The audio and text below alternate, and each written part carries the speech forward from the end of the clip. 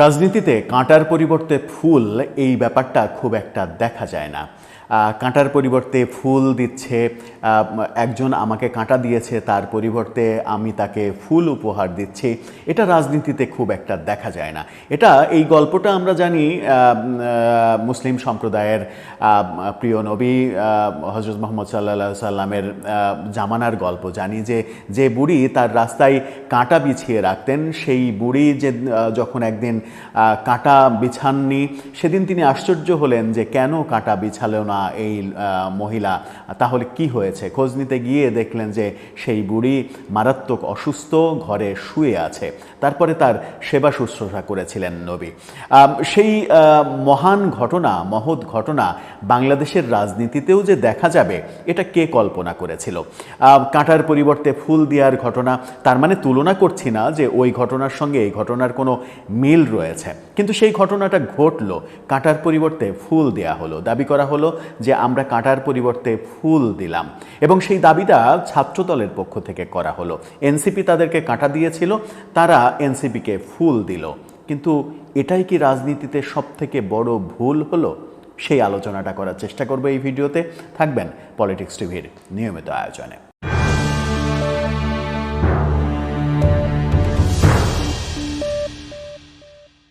দর্শক, পলিটিক্স টিভির নিয়মিত ভিডিওগুলো স্পন্সর করছে প্রজাপতি.টিভি, নতুন ওটিটি প্ল্যাটফর্ম। আপনারা চাইলে ইউটিউবে, ফেসবুকে, ইনস্টাগ্রামে, টিকটকে দেখে নিতে পারেন। ডেসক্রিপশন বক্সে লিঙ্ক দেওয়া থাকবে, সেখান থেকেও আপনারা দেখে নিতে পারেন প্রজাপতির কার্যক্রম। চলে যাচ্ছি মূল ভিডিওতে। বলছিলাম কাঁটার পরিবর্তে ফুল। প্রসঙ্গটা হচ্ছে যে আগস্টের 3 তারিখে শহীদ মিনারে সমাবেশ করবে এরকম কথা অনেক দিন আগে এনসিপি বলেছিল, কিন্তু সেই সমাবেশের জায়গার অনুমতি নেওয়া তারা প্রয়োজন মনে করেনি। এই কারণেই তারা যেহেতু মুখ দিয়ে বলেছে সমাবেশ করবে, সেহেতু পৃথিবীর যেই তার বিরোধী থাকুক না কেন, তারা সমাবেশ করবে, কোনো কিছুই তাদেরকে ঠেকাতে পারবে না, এরকম ভাবনা থেকেই সম্ভবত অনুমতি নেওয়া হয়নি। কিন্তু দুদিন আগে বিএনপির অর্থাৎ ছাত্রদলের পক্ষ থেকে ঘোষণা দেওয়া হলো যে 3 তারিখে তারা শহীদ মিনারে সমাবেশ করবে, এবং তারা সেই মোতাবেক ঢাকা বিশ্ববিদ্যালয় কর্তৃপক্ষ, শহীদ মিনারের কর্তৃপক্ষ যেহেতু ঢাকা বিশ্ববিদ্যালয় কর্তৃপক্ষের কাছ থেকে চিঠি দিয়ে অনুমতিও নিয়ে নিল। ঢাকা বিশ্ববিদ্যালয় তাদেরকে অনুমতি দিয়েছে, যেহেতু তারা প্রথমে আবেদন করেছে প্রথমে এই হিসেবে তাদেরকে অনুমতি দেওয়া হয়েছে, যেটা ঢাকা বিশ্ববিদ্যালয়ের ভিসি বলেছেনও। কিন্তু এনসিপির তাতে নতুন করে মাথা ব্যথা হলো। এনসিপি দেখলো যে হায় ব্যাপারটা তো দখলে চলে গেল, কি করা যায়। ভিসির সঙ্গে যোগাযোগ করলে ভিসি তাদেরকে জানিয়ে দেন যে ওরা আগে আবেদন করেছে, সেই কারণে আমি তাদেরকে অনুমতি দিয়েছি, এখানে আমার কিছু করার নাই। এনসিপি নেতারা ভিসিকে জানেন, ঠিক আছে, আমরা ছাত্রদলের সভাপতির সঙ্গে কথা বলছি। তারপরে ছাত্রদলের সভাপতির সঙ্গে তারা কথা বলেন এবং রিকোয়েস্ট করেন তারা যেন 3 তারিখের এই সমাবেশের জায়গাটা এনসিপিকে দেন। অতঃপর গতকালকে আমরা শুনেছিলাম যে ছাত্রদল আজকে সংবাদ সম্মেলন করে সেই ঘোষণাটা দেবে যে কি করবে, এই সমাবেশ তারা করবে কিনা। আজকে সংবাদ সম্মেলন থেকে ঘোষণা দেওয়া হলো যে না, তারা শহীদ মিনারে সমাবেশ করবে না, শহীদ মিনারটা এনসিপিকে ছেড়ে দিল, তারা সমাবেশ করবে শাহবাগে, এবং শাহবাগে সমাবেশ করলে যে রাস্তা আটকানো লাগবে সেই ব্যাপারে তারা আবার দুঃখও প্রকাশ করলো, অগ্রিম মাপ চেয়ে নিল যে ওই দিনের গুরুত্ব বিবেচনা করে মানুষ হয়তো আমাদেরকে নিশ্চয়ই ক্ষমা করবে, আমাদের ক্ষমার চোখে দেখবে। এবং এটা দিতে গিয়ে সংবাদ সম্মেলনে ছাত্রদলের সভাপতি বললেন যে এনসিপি আমাদেরকে কাঁটা দিয়েছিল, সেই কাঁটার পরিবর্তে আমরা ফুল দিলাম।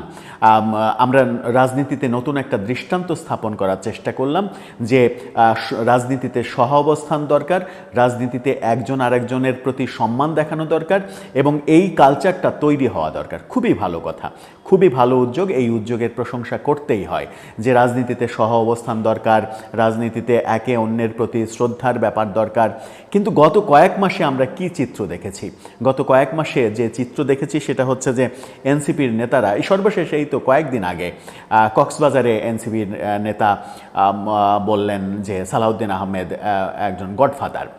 করে ধাওয়া খেলেন। নেত্রকোনায় বললেন যে বাবর 10 ট্রাক অস্ত্র নিয়ে আসলো, অস্ত্র যদি হজমই করতে না পারে তাহলে অস্ত্র কেন নিয়ে আসলো, অস্ত্র এনেই সে আওয়ামী লীগকে ক্ষমতায় আসার বন্দোবস্ত করে দিয়েছিল। নেত্রকোনায় মহা কেলেঙ্কারি ঘটনা ঘটল, উত্তেজনা ছড়িয়ে পড়ল বিএনপির নেতাকর্মীদের মধ্যে। শামসুজ্জামান খান দুদুকে নিয়ে যাচ্ছে তাই কথাবার্তা বলা হয়েছে, তারেক রহমান সম্পর্কে যাচ্ছে তাই কথাবার্তা বলা হয়েছে, বিএনপির অন্যান্য নেতা সম্পর্কে যাচ্ছে তাই কথা বলা হয়েছে। টিনের চালের কাউয়া, তারেক জিয়া, এই মিছিলগুলো এনসিপি এবং বৈষম্য বিরোধী আন্দোলনের থেকে দেয়া হয়েছে। এই কাজগুলো আমরা প্রতিনিয়তই দেখে আসছি, কিন্তু এই কাজের বিপরীতে বিএনপি এখন ফুল দিয়ে তাদেরকে বরণ করলো এবং তারা বোঝাতে চাইলো যে এনসিপির সঙ্গে তারা বন্ধুত্বপূর্ণ সম্পর্ক তৈরি করতে চায়। এখানেই দুটো কথা কি, এক, প্রশ্ন জাগে তাহলে কি বিএনপি আগামী নির্বাচনের ক্ষেত্রে কিংবা আগামী পথ চলায় এনসিপির সঙ্গে জোট করতে চলেছে? এনসিপিকে তারা তাদের দলে নিতে চাইছে? এনসিপি যখন জামাতের দিকে ঝুঁকে পড়েছে, ইসলামী আন্দোলনের দিকে ঝুঁকে পড়েছে, তখন কি এনসিপিকে তারা তাদের দলে টানার এটা একটা প্রথম পদক্ষেপ হিসেবে তারা এই পদক্ষেপটা নিল? এই প্রশ্নটা আসবে সামনে। কি আমরা বিএনপির সঙ্গে এনসিপির জোট দেখব? নির্বাচনে কি এনসিপিকে অনেকগুলো আসন বিএনপি ছেড়ে দেবে? সেভাবেই কি নির্বাচন হবে, যেন এনসিপির নেতারা সংসদে আসতে পারে, সেই সুযোগ যেন এনসিপিকে দেয়া হয়? এই আলোচনা কিন্তু অনেক দিন আগেই উঠেছিল।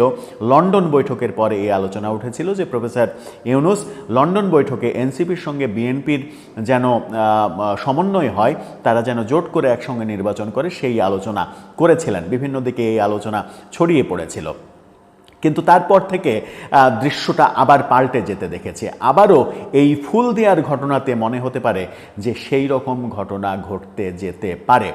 আরেকটা যেটা আলোচনা, সেটা হচ্ছে বিএনপির জন্য খুবই বিপজ্জনক। সেটা হচ্ছে যে, যেটা বলছিলাম যে কাঁটার পরিবর্তে ফুল, এটাই কি বিএনপির রাজনীতির বড় ভুল?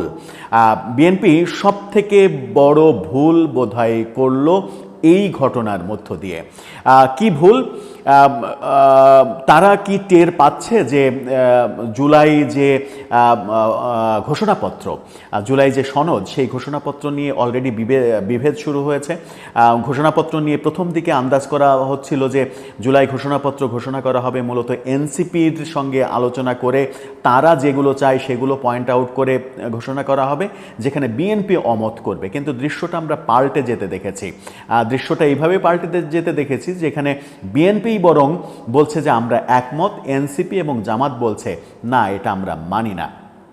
আবার এনসিপি কিন্তু এটাও বলে রেখেছে যে 3 তারিখের আগে যদি জুলাইয়ের ঘোষণাপত্র দেয়া না হয়, বাস্তবায়ন করা না হয়, তাহলে 3 তারিখে তারা শহীদ মিনার থেকে নিজেরাই ঘোষণাপত্র দিয়ে দেবে, সেটাই হবে জুলাইয়ের সনদ, এবং সেটাকে সংবিধান যেন করা হয় সেই প্রক্রিয়ার মধ্যেও তারা যাবে। এখন রাজনৈতিক আশঙ্কা যেটা চতুর্দিকে ছড়িয়ে পড়েছে সেটা হচ্ছে 3 তারিখকে কেন্দ্র করে বাংলাদেশের রাজনীতি আবার উত্তাল অবস্থার দিকে যাবে। কিভাবে যাবে? 3 তারিখে যখন এনসিপি শহীদ মিনারে সমাবেশ করবে, এনসিপিকে সাপোর্ট দেবে ইসলামী দলগুলো, এবং সেই সমাবেশ থেকে জুলাই ঘোষণাপত্র, যে ঘোষণাপত্র সরকার খসড়া হিসেবে দিয়েছে সেটা না মেনে তারা নতুন করে ঘোষণাপত্র দেবে, এবং সেটাকে ইসলামী দলগুলো সাপোর্ট দেবে। সাপোর্ট দেওয়ার ফলে সেটাকেই বলবে যে এটাকেই সংবিধান হিসেবে এখন মেনে নিতে হবে, এবং এটাকে সংবিধান হিসেবে মানার প্রেক্ষাপটে পুরনো সংবিধান ফেলে দেয়া, এটাকে সংবিধান করা, রাষ্ট্রপতিকে সরিয়ে দেয়া, এই ব্যাপারগুলো নিয়ে রাজনীতিতে নতুন ঝামেলা, নতুন একটা অস্থিরতা তৈরি হতে পারে, যেটা বিভিন্ন বিশ্লেষকরা আশঙ্কা করছেন। যদি সেই আশঙ্কা সত্য হয় তাহলে 3 তারিখ থেকে রাজনৈতিক বিশৃঙ্খলা আবার তৈরি হবে, যেটার মূল উদ্দেশ্য হচ্ছে নির্বাচনকে পিছিয়ে দেয়া। নির্বাচন পিছিয়ে দেয়াই যে কয়েকটা রাজনৈতিক দলের মূল উদ্দেশ্য, এখন যে তারা নির্বাচন করতে চায় না সেটা তাদের বহু কথাবার্তায়, বহু আচরণে স্পষ্ট হয়েছে। সেখানেই কথাটা বলা যে যে জায়গা থেকে সমাবেশে রাজনীতির মাঠটাকে আবারও উত্তপ্ত করার প্রক্রিয়াটা যে হচ্ছে, এটা কি বিএনপি টের পায়নি? ছাত্রদল টের পায়নি?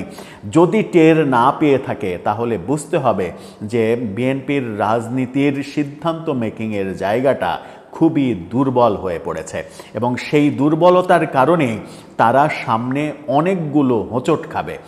যে হোঁচটগুলো এর মাঝে তারা খেয়েছে বেশ কিছু, সামনে আরও খাবে এবং সামনে যে হোঁচটগুলো তারা খাবে সেই হোঁচটগুলোর খাওয়ার পরে ব্যালেন্স ঠিক রাখা তাদের জন্য অনেক কঠিন হতে পারে। এমন আলোচনা কিন্তু শুরু হয়ে গেছে চতুর্দিকে। এখন সেটা যদি হয় তাহলে বিএনপি রাজনৈতিকভাবে নতুন করে বিপদের মধ্যে পড়বে, যে বিপদটা তারা বোধহয় স্থান ছেড়ে দিয়ে আয়োজনটা শুরু করে দিল নিজেরাই। যদি তেমনটা না হয় তাহলে বাংলাদেশের জন্য সেটা সুখের সংবাদ হবে, আর যদি তেমনটা হয় তাহলে এই ভুলের জন্য বিএনপিকে আমার মনে হয় পস্তাতেও হতে পারে। দর্শক, আপনার মতামত জানিয়ে লিখতে পারেন আমাদের কমেন্ট বক্সে।